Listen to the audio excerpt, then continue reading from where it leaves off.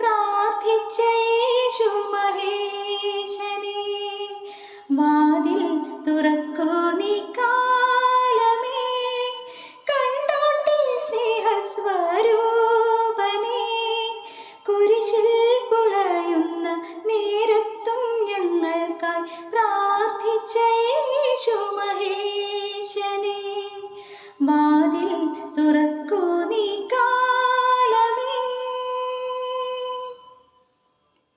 Abraham പുത്രനാം ഇസാക്കിൻ വംശീയ